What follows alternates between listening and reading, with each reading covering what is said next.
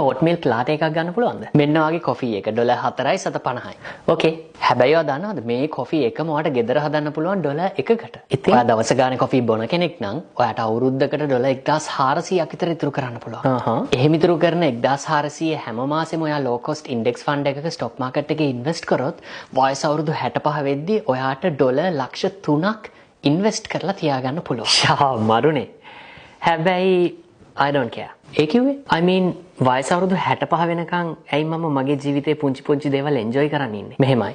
මම ගොඩාක් simple ජීවත් වෙන කෙනෙක්. ඒ වගේම මම MJ Money101 Instagram එකේ TikTok එකේ follow කරනවා. මම ඉගෙනගෙන තියෙන්නේ living below your means කියන දේ. මම හම්බ කරන ප්‍රමාණයට වඩා ගොඩක් අඩුවෙන් වියදම් කරලා මගේ ඉතුරු සල්ලි මම හොඳට invest කරනවා. ඉතින් මම invest කරන නිසා මට මගේ අතේ තියෙන සල්ලි වලින් මම කැමති පුංචි දේවල් මම enjoy කරනවා. ඒ වගේම මගේ income එක හැම ඊයේකින් මම grow කරගන්නවා. ඊට පස්සේ ඉතුරු වෙන හැම සල්ලියක්ම මට මම කැමති විදිහට වියදම් කරනවා. අන්න ඒකට ඔය coffee එකත් ඇතුළේ. Okay. එහෙනම් ඔයා මෙන්න coffee එක බොන්න. Thank you. ගිහින් එන්න. Invest, enjoy.